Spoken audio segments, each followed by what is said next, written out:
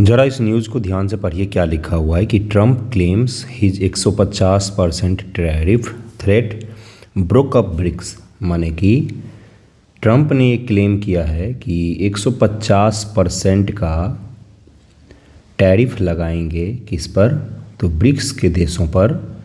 इससे क्या होगा, ब्रिक्स देश टूट जाएगा, अलग अलग हो जाएंगे। ये जो ब्रिक्स संगठन है ये एक संगठन नहीं रहेगा बल्कि टूटकर बिखर जाएगा, ऐसा क्लेम किया गया है। इसी प्रकार के हेडलाइन आपको ऊपर भी दिखेगा। और आपको अगर न्यूज़पेपर आपने पढ़ा होगा जब से ट्रम्प राष्ट्रपति बने हैं तब से, तो हर दूसरे दिन जो है वो यही चीज़ सेम चीज़ रिपीट होता रहता है कि ट्रम्प ने धमकी दिया है ब्रिक्स को कि हम आपको ख़त्म कर देंगे, तोड़ देंगे, टैरिफ वॉर शुरू कर देंगे, सभी देशों पर 150% टैरिफ लगाएंगे, वगैरह वगैरह वगैरह। क्या है ये चीज़?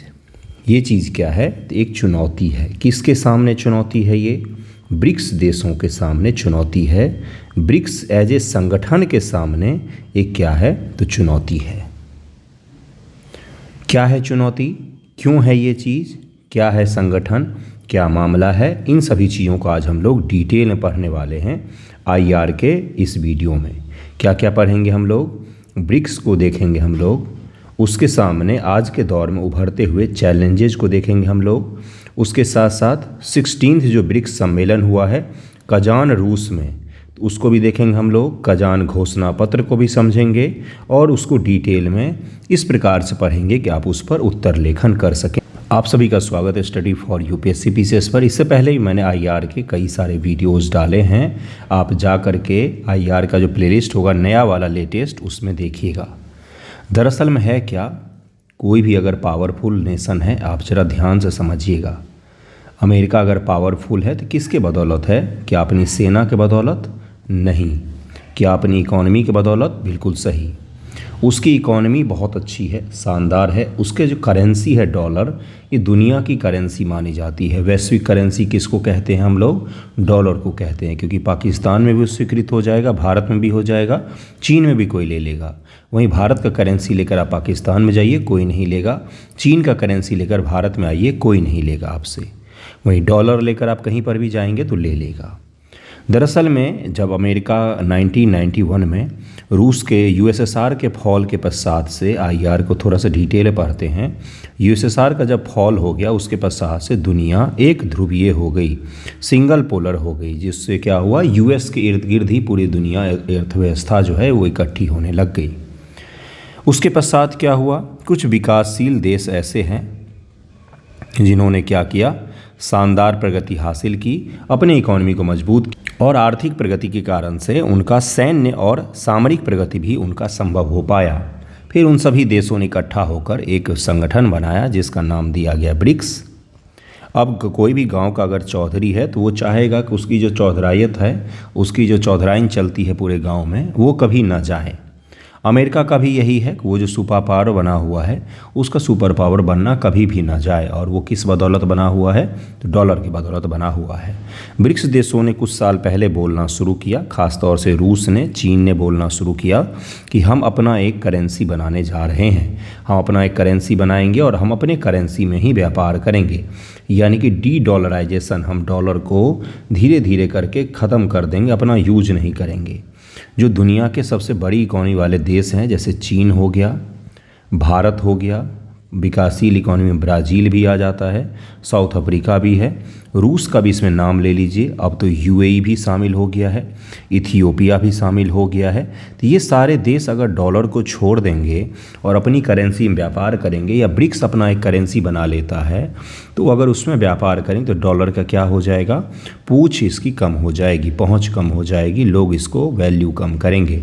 इस चैलेंज को देखते डोनाल्ड ट्रंप ने थ्रेट देना शुरू किया कि हम इस तरह नहीं होने देंगे, हम ब्रिक्स संगठन को ही तोड़ देंगे। आपको याद है कि यूरोपीय की करेंसी है यूरोपियन यूनियन की, जिसको यूरो कहा जाता है, या फिर आपने सुना होगा और भी कई सारी करेंसी है, ये कभी उठ नहीं पाई क्यों नहीं उठ पाई? इसी कारण से क्योंकि डॉलर को चैलेंज करे कोई अमेरिका को पसंद नहीं है, क्योंकि अमेरिका किसके बदौलत है? डॉलर के ही बदौलत है। तो ये आपको चैलेंज मैंने इसलिए समझाया है ताकि आप बैकग्राउंड समझे कि इस टॉपिक को क्यों पूछा जा सकता है आपसे, क्योंकि डोनाल्ड ट्रंप जब से राष्ट्रपति बने हैं उन्होंने हर दूसरे दिन ब्रिक्स पर बात की है, हर दूसरे दिन ब्रिक्स पर बात की है, क्योंकि सबसे बड़ा उनका टेंशन ही है ब्रिक्स, क्योंकि पावर कहीं और चला जाएगा तो अमेरिका को फिर कौन पूछेगा। सबसे पहले हम लोग देखेंगे 16वां शिखर सम्मेलन कजान में हुआ है अक्टूबर में, इसको ज़रा पढ़ेंगे हम लोग। कजान घोषणा को पढ़ेंगे हम लोग, उसके बाद से ब्रिक्स की बेसिक जानकारी लेंगे, फिर चैलेंजेज को पढ़ेंगे हम लोग, और फिर देखेंगे कि किस प्रकार से आगे बढ़ना चाहिए। हाल ही में 16th ब्रिक्स शिखर सम्मेलन रूस के कजान में हुआ है। कजान एक शहर है रूस का, क्या नाम है उसका? कजान नाम है। ओके, जनवरी 2024 में संगठन में 4 नए सदस्य शामिल हुए हैं। मिस्र, इथियोपिया, ईरान और यूएई शामिल हुए हैं। ब्रिक्स देशों को अगर आप देखेंगे तो ध्यान से, तो कौन कौन है इसमें? ब्राज़ील, रूस, इंडिया, चाइना, साउथ अफ्रीका, मिस्र, इथियोपिया, ईरान और यूएई। कितने हो गए? 9 देश करीब में हो गए हैं इसमें शामिल। तो 9 के आसपास में 10 हैं। इंडोनेशिया भी शामिल होने की कोशिश कर रहा है, शायद शामिल हो भी गया है। आधिकारिक रूप से अगले बैठक में वो हिस्सा भी ले सकता है। इतने सारे देश इसके संगठन के सदस्य बन गए, और देखेंगे तो सभी बड़ी इकोनॉमी है अपने क्षेत्रों की, सभी बड़ी इकोनॉमी है अपने अपने क्षेत्रों के, सभी के सारे अच्छे इकोनॉमी हैं, मजबूत देश। और कई सारे देश इसमें ऐसे हैं जिनके अमेरिका के साथ में रिलेशन ऐसे नहीं है, अच्छे नहीं है, जैसे चीन हो गया, जैसे रूस हो गया, जैसे और कौन सा हो गया? तो ईरान हो गया आपका। ओके, आने वाले समय में कुछ दिनों में सऊदी अरब भी शामिल हो सकता है। हालांकि जिस प्रकार से डोनाल्ड ट्रंप धमकी दे रहा है ब्रिक्स को, मुझे नहीं लग रहा है कि सऊदी अरब शामिल होगा। सऊदी अरब ने अभी अपनी तक, अब देखिए क्या बोला है, उसने भी वही चीज़ बोला है जो मैंने अभी आपको बोला कि ब्रिक्स की सदस्यता को अनौपचारिक स्वरूप में ही रखा है, औपचारिक रूप नहीं दिया है उसने। उसके विदेश मंत्री शिखर सम्मेलन भाग जरूर लिया है। कजान घोषणा को पहले पढ़ लेते हैं, क्योंकि सवाल क्या पूछा जाएगा कि हाल ही में ब्रिक्स का 16वां शिखर सम्मेलन हुआ है कजान में। कजान घोषणा पत्र की चर्चा कीजिए। ब्रिक्स के सामने आज के दौर में कौन सी चुनौती आप देखते हैं? ये सवाल आपसे पूछा जा सकता है। तो जरा कजान घोषणा को देखिए क्या है। भू राजनीतिक संघर्षों पर रुख, जियो पॉलिटिकल जो अभी दुनिया भर में टेंशन चल रहे हैं उस पर क्या रुख दिया इसने। यूक्रेन के संदर्भ में वार्ता और कूटनीति के माध्यम से शांतिपूर्ण समाधान पर बल दिया है किसने? तो ब्रिक्स ने दिया है कि वार्ता और किसके माध्यम से? कूटनीति के माध्यम से, डिप्लोमेसी के माध्यम से आप इसका हल निकालें। पश्चिम एशिया संकट, मतलब पश्चिम एशिया संकट कौन सा है? तो इजराइल हमास के बीच में युद्ध चल रहा था, उस पर भी इसने बातचीत की है। उसने बोला कि मानवीय गहरी संकट है ये, और चिंता व्यक्त की गई है कि इस संकट को दूर करना चाहिए। दक्षिणी लेबनान में इजरायली हमलों में हुई नागरिक जानमाल की हानि और बुनियादी ढांचे की क्षति की भी कजान में निंदा की गई थी। पश्चिमी प्रतिबंधों के संदर्भ में वैश्विक अर्थव्यवस्था, अंतर्राष्ट्रीय व्यापार और सतत विकास लक्ष्यों की प्राप्ति के संदर्भ में अवैध प्रतिबंधों सहित गैर कानूनी एक तरफा बलपूर्वक उपायों के विघटनकारी प्रभाव पर प्रकाश डाला गया है कि पश्चिम के देश जो हैं वो अचानक से किसी पर भी प्रतिबंध लगा देते हैं, सैंक्शन लगा देते हैं। तो इस सैंक्शन से क्या होता है? दुनिया का भर का व्यापार प्रभावित होता है, SDG में भी प्रभाव पड़ता है, सस्टेनेबल डेवलपमेंट गोल को भी प्राप्त करने में हम क्या हो जाते? पीछे हो जाते हैं। ब्रिक्स अनाज एक्सचेंज के संदर्भ में ब्रिक्स के तहत एक अनाज व्यापार मंच की स्थापना की संभावना पर विचार किया गया है, जैसे भविष्य के विकास की योजनाएं शामिल होने के साथ अन्य कृषि क्षेत्रों में भी शामिल हो सकते हैं। मतलब कि एक ऐसा व्यापार मंच जहां पर ब्रिक्स के देश आपस में अनाज की अदला बदली कर सकें, और क्या कर सकें? तो बेच सकें, अनाज को बेच सकें, खरीद सकें। इस तरह का ट्रेडिंग प्लेटफॉर्म भी बनाने की बातचीत किया गया है। वित्तीय एकीकरण का समर्थन किया गया है। वित्तीय एकीकरण का मतलब क्या होता है कि हम डॉलर में व्यापार नहीं करेंगे। दरअसल में होता क्या है, डॉलर के उतार चढ़ाव से जब अभी वर्तमान में ही भारत का रुपया जो है वो डॉलर में निम्नतम स्तर पर आ गया है, 87 का आंकड़े को छू गया है। और मेरी बात सुन ली के आज ही रख लीजिएगा, इस साल के दिसंबर तक आप डॉलर के मामले में रुपए को देखेंगे 100 तक चला गया है। एक्चुअली में RBI डॉलर बेच रहा है, इसीलिए बचा हुआ है जान डॉलर का, नहीं तो कब का 100 के पार चला गया रहता। इस शिखर सम्मेलन में सदस्य देशों के बीच अधिक वित्तीय एकीकरण की आवश्यकता पर बल दिया गया है। कुछ प्रमुख पहलुओं पर प्रकाश डाला गया, जैसे हम अपने मुद्रे में व्यापार करेंगे, सुचारू सीमा पार भुगतान की सुविधा प्रदान करेंगे, भारत के UPI को एक सफल मॉडल के रूप में रेखांकित करना, ब्रिक्स के नेतृत्व वाली भुगतान प्रणाली द्वारा स्विफ्ट को प्रतिसंतुलित करना, आपको याद होगा कि रूस ने जब क्या किया था, यूक्रेन पर अटैक किया था, तो स्विफ्ट क्या है, तो दुनिया भर के पेमेंट सिस्टम का एक गेटवे टाइप का है। जैसे अगर आपको भारत में किसी बैंक में पेमेंट करना है, बैंक में पेमेंट करना है, यूपीआई की मैं बात नहीं कर रहा हूँ, तो आप क्या क्या मांगते हो कि अपना अकाउंट नंबर दे दीजिए और आईएफएससी कोड दे दीजिए। क्या बोलते हो आप? आईएफएससी कोड दे दीजिए। तो दुनिया के देश जो व्यापार करते हैं ना, तो वो क्या मांगते हैं? स्विफ्ट कोड की मांग करते हैं। सबसे सरल भाषा में ही मैं समझा रहा हूँ आपको, इस पर डिटेल में कभी बता दूंगा आपको। तो वही स्विफ्ट कोड क्या है, इससे बाहर कर दिया गया था रूस को। तो ये चीज़ चिंता का विषय बन गया कि भाई अगर मान लो किसी यूरोपीय देश या अमेरिका से कोई उलझेगा तो उसके दुनिया के पेमेंट सिस्टम से बाहर होना पड़ेगा क्या? ऐसा तो नहीं होना चाहिए। तो फिर ब्रिक्स देशों ने विचार किया है कि स्विफ्ट की जगह पर हम लोग क्या करेंगे, अपना ही एक बना के रखेंगे हम प्रणाली, भुगतान प्रणाली, कि कल को कुछ होता भी है तो स्विफ्ट का हमें कुछ खास ज़रूरत ना पड़े। बिग कैट्स के संदर्भ में दुर्लभ प्रजातियों, विशेष रूप से बड़ी बिल्लियों को संरक्षित करने के लिए सदस्य देशों के प्रयासों का समर्थन किया गया है। इंटरनेशनल बिग कैट अलायंस बनाने की भारत की पहल पर भी ध्यान दिया गया है। ब्रिक्स देश में अक्सर ऐसे देश हैं जिनके यहाँ पर बिग कैट्स पाए जाते हैं, जो बड़ी बिल्लियों की प्रजाति है, तो वो सारे देश भी इस पर बातचीत कर रहे हैं कि इसमें सारे के सारे शामिल हो जाएंगे। ब्रिक्स देशों की इन संकटग्रस्त प्रजातियों के संरक्षण प्रयासों में और अधिक सहयोग करने के लिए प्रोत्साहित करने पर भी बल दिया गया है।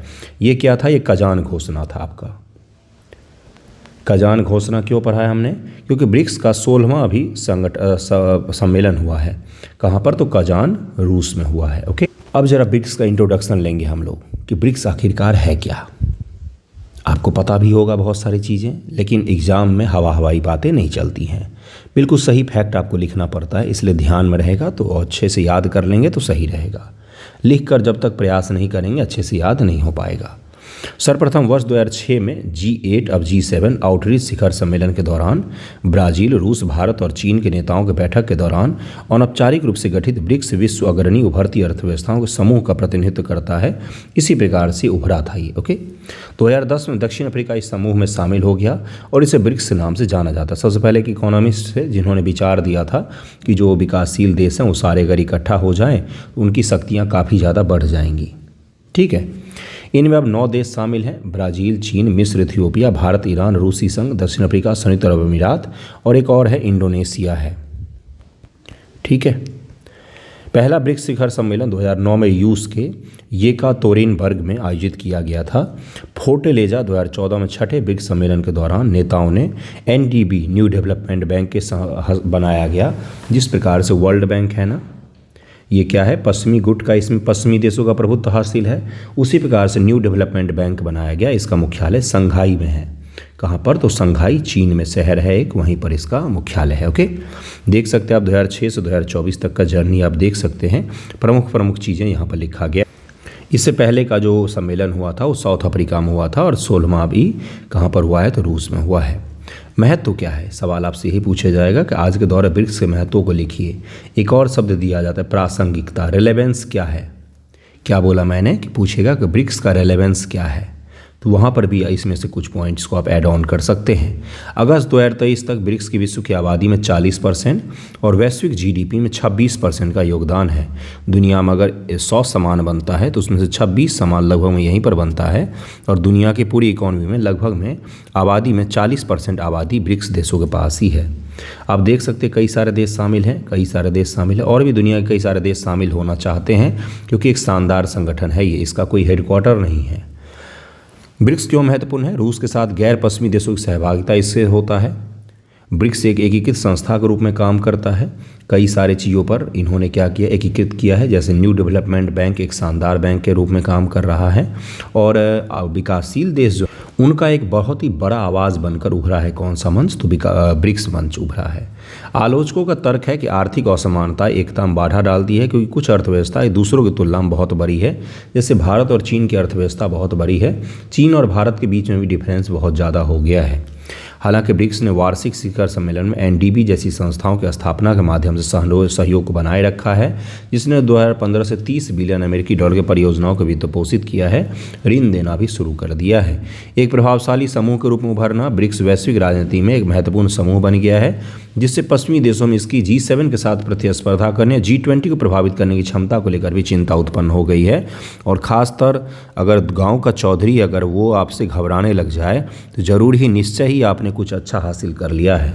अगर उसको डर लगने लग जाए कि मेरी पावर चली जाएगी, मेरा ओहदा छिन जाएगा, तो ज़रूर आपने कुछ बड़ा हासिल किया। और इसका उदाहरण तो आपने देखा ही है कि जब से ट्रंप राष्ट्रपति बने तब से घबराए हुए हैं कि पता नहीं क्या हो गया है। हालांकि मुख्य रूप से आर्थिक मुद्दों पर ध्यान केंद्रित करता है, लेकिन ब्रिक्स राजनीतिक मामलों को भी संबोधित करता है, अंतर्राष्ट्रीय संस्थानों में भेदभाव, असमानता पर जोर देता है। इसके सदस्यों का मानना है कि UNAC, IMF, विश्व बैंक जैसे प्रमुख संगठनों उनका प्रतिनिधित्व कम है और पश्चिमी प्रभाव इन जो संगठन है उस पर ज़्यादा है। जैसे अगर अमेरिका जब तक नहीं चाहता है तब तक किसी को IMF से ऋण प्राप्त नहीं हो पाता है अभी भी, और वो अमेरिका के हिसाब से ही ऋण प्राप्त होता है। तो इसी को क्या कहा जाता है, पश्चिमी का प्रभाव है।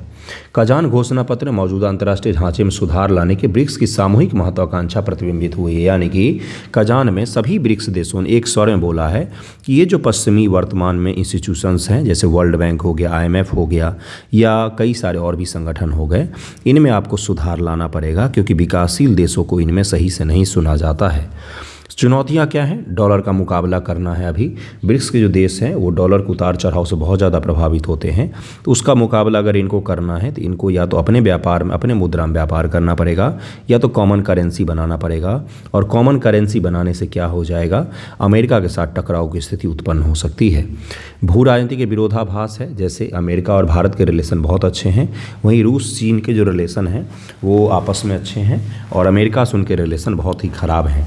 और ये क्या है, तो एक विरोधाभास भी है कि इसमें कई सारे देश ऐसे हैं जिनके अमेरिका के साथ करीबी हैं, और कई सारे ऐसे देश हैं जिनका चीन के साथ में करीबी है। और अमेरिका और चीन के बीच में अगर संघर्ष बढ़ता है तो ये संगठन काम नहीं कर पाएगा, इसकी भी संभावना कई सारे लोग जताते हैं। निर्णय लेने में कठिनाई, ये काफ़ी ज़्यादा इन पर आरोप लगता है कि बातचीत ज़्यादा करते हैं, निर्णय नहीं के बराबर में होता है।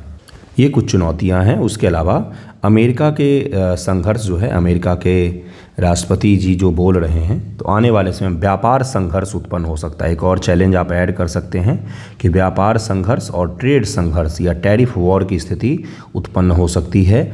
टैरिफ वॉर की स्थिति उत्पन्न हो सकती है, ये भी आप इसमें ऐड कर सकते हैं। आगे की राह क्या है, भाग लेने वाले देशों के बीच साझा लक्ष्यों को स्पष्ट रूप से परिभाषित करना चाहिए, और हमें नए नए क्षेत्रों को तलाश करके उसमें संभावनाओं को तलाशना चाहिए और उस क्षेत्र में काम करना चाहिए। अमेरिका के साथ संघर्षों को कम करने पर ध्यान देना चाहिए। कॉमन करेंसी की जगह अगर हम अपनी करेंसी में व्यापार करेंगे तो संघर्ष उत्पन्न नहीं होगा।